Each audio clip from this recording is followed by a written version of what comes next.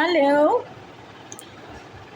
আমি এই সমালোচনা অনেকবারই শুনি। সেটা হচ্ছে যে নেটওয়ার্ক মার্কেটিং নাকি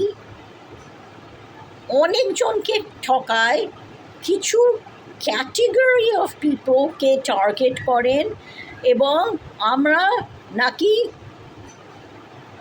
সব পয়সা চুরি করে নিই ওদের থেকে। এখন ওয়ান্স অ্যাগেন এরকম খারাপ নেটওয়ার্ক মার্কেটিং কোম্পানি আছে, গালিবল পিপল আছে। Forever Living Products is a good company and there are honest distributors. I consider myself to be an honest distributor. আমি কারোর বাড়িতে গিয়ে ডাকাতি করছি না বা চুরি করছি না বা ডাকাত বা চোর হতে বলছি না। ওকে, again হাউসওয়াইফ বা homemaker, I would say যে আমি হোম মেকার টার্মটা প্রেফার করি। কেন সেটা নিয়ে আরেকটা ভিডিও বানাবো। অনেকে হোম মেকার টার্মটা জানেন না, হাউসওয়াইফ বলেন এবং হাউসওয়াইফ টার্মের বিরুদ্ধতাও অনেকে করেন। ওকে, এখন এই প্রশ্নটার উত্তর আমি দিতে চাই। আর উই টার্গেটিং লাইক স্টকার্স হাউসওয়াইফস or homemakers? Okay, let me say যে so-called elitist self-proclaimed feminist ওরাও অনেক সময় হাউসওয়াইফ বলেন নিজেদের। আমি বলবো হোম মেকার বলাই ভালো। হোম মেকারদের ভেতরে হাউস হাজব্যান্ড হতে পারে। হ্যাঁ, আই আন্ডারস্ট্যান্ড যে হাউস ওয়াইফ যদি বাজে, হাউস হাজব্যান্ড টার্মটাও বাজে হতে পারে, ইয়েস। বাট হোম মেকার, এখন হোম মেকার বলে পুরুষ হতে পারে, মহিলা হতে পারে, থার্ড জেন্ডার হতে পারে। বিবাহিত যে হতেই হবে তার কোনো মানে নেই। আপনাদের বার করতে হবেন যে এই হোম মেকার যাদের আপনি অ্যাপ্রোচ করছেন, আর হোম মেকারের সঙ্গে professionals, people in between jobs, looking for jobs, সকলেই। এরকম শোনা গিয়েছিল একজন পুরুষ মানুষ ছিলেন আনএমপ্লয়েড, বাইসেক্সুয়াল। ওনার 2-3টে বউ ওনাকে ডিভোর্স দিয়ে দিয়েছিলেন, কেননা চাকরি করতে চাইতেন না। এই বিজনেসে এসছিলেন, ভাবলেন করবেন, তারপর বললেন না আমি করব না। এখানে এই যে সাকসেস স্টোরিগুলো দেখানো হচ্ছে, ওইটা তো দেখানো হচ্ছে যে সকলেই ক্রোড়পতি হয়ে গেছে, গরিব লোকদের ঠকানো হচ্ছে। এই প্রথম লজিক্যাল ফ্যালেসি ছিল, বা বোধহয় বোঝাতে ভুল হয়েছিল। আমরা যেই সাকসেস স্টোরিজগুলো দেখাই ওরা বেশ হাই লেভেলে, যারা খুব ফাইন্যান্সিয়ালি কমফোর্টেবল। এখন এটা হতে পারে যে কোনো পয়সা রোজগার হলো না, কম পয়সা রোজগার হলো। ওরকমও ছোট ছোট গল্প আছে যারা ইউটিউব ভিডিও করেছে। আমি বোঝাতে গেলাম, বুঝতে পারলো না, আর বললো না I believe in the science of laziness, আমি এত খাটাখাটি করতে পারবো না। So people like this, I would say live and let live, ছেড়ে দিন। তারপর ওই ছেলেটিকে বিয়ে করলো, তাই জন্য আমি বাইসেক্সুয়াল বলেছিলাম। বাইসেক্সুয়াল, LGBTQ এই right, very good.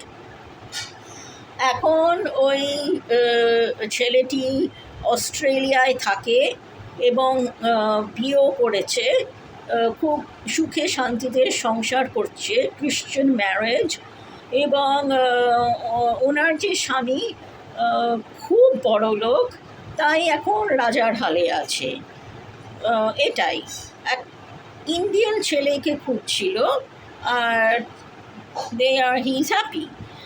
So for people যারা খাটতে চায় না, ওদের জন্য নয়। যেরকম আরেকজন মহিলা ছিলেন লেসবিয়ান,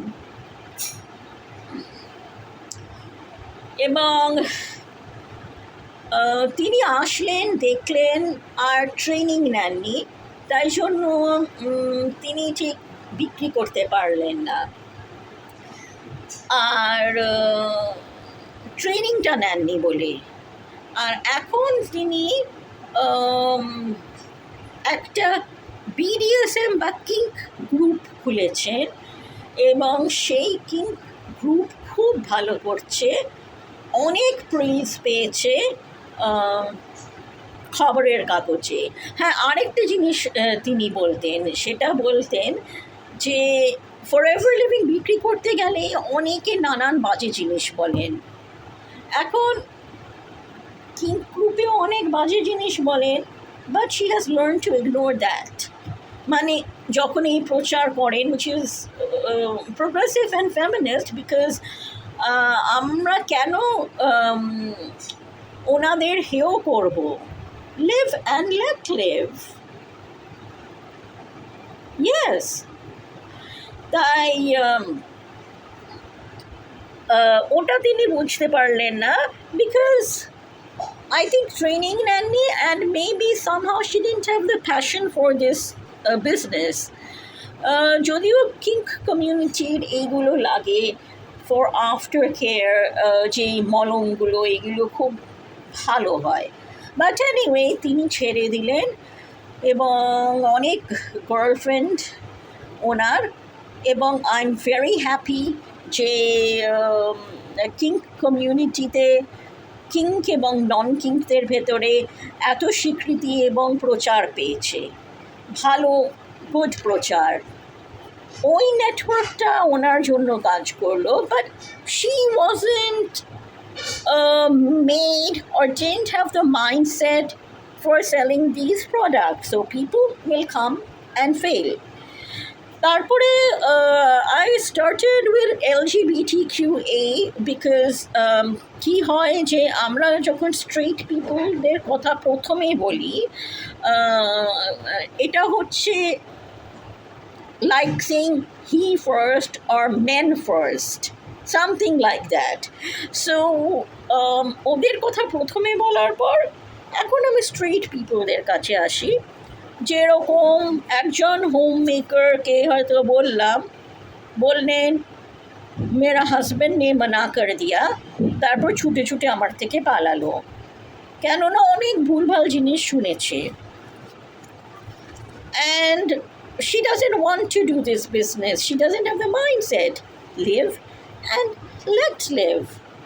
আরেকজন হোম মেকার, পুরুষ মানুষ, বউ বাইরে কাজ করেন, বাচ্চাও দেখেন, দুটো বাচ্চা, ভোর 4টেতে ওঠে, আর তারপরে ঘুমোতে যায় 12টায়, 3 ঘন্টা ঘুমোয়, এবং ভদ্রলোক টিভি দেখেন, এবং ইয়েস, ঘরের কাজও একটু একটু করেন, হোম মেকার নিজেকে বলেন, এই বিজনেস করতে চাইলেন না, and they want to be this way, এইভাবেই থাকতে চান, তো ওদের ছেড়ে দাও। এটাই জাজ করতে হবে যে এখন current situation, do they have the mindset to do this business, ওরা কি চান না চান। যদি না চান, লিভ অ্যান্ড লেট লিভ। যেরকম যে কিঙ্ক কমিউনিটির ভদ্রমহিলা অসাধারণ ভালো করেছেন ওই নেটওয়ার্কিংয়ে, আমি ওনাকে খুব সম্মান করি। তারপরে যেই ছেলেটির কথা বললাম, ওই একই লাক্সারি লাইফ কিন্তু ফেসবুকে ওঠাচ্ছে, কিন্তু কিভাবে পেয়েছে? এক খুব বড় লোক গেকে বিয়ে করে, ওইভাবে বিদেশে গিয়ে। তা অনেকে হয়তো এই কাজটা করতে চাইবে না, ছেড়ে দিন। আরেকজন আছে, ওই ভদ্র মহিলা, এখন বলছেন আমি খুব ব্রেভ, আমি খুব স্ট্রং, আমি 2 ঘন্টা ঘুমিয়েও করতে পারি, ছেড়ে দিন। হ্যাঁ, আর যেই ভদ্র মহিলা আমার থেকে পালিয়ে যাচ্ছেন, ম্যারাথন রান করুক। আর যেই হাউস হাজব্যান্ড একটু একটু ফোড়ন ছড়াচ্ছে এবং বাচ্চাটাকে একটা লজেন্স দিল, উনি থাকুন, টিভি দেখুন সারাদিন, থাকতে দিন। হ্যাঁ, ঠিক আছে। আর এই সত্ত্বেও যদি অনেকে ভাবে যে আমরা সকলে নাকি হাউসওয়াইফদের টাকা চুরি করতে যাচ্ছি, আমার মনে হয় না সকলকে চেঞ্জ করা যায়। নমস্কার।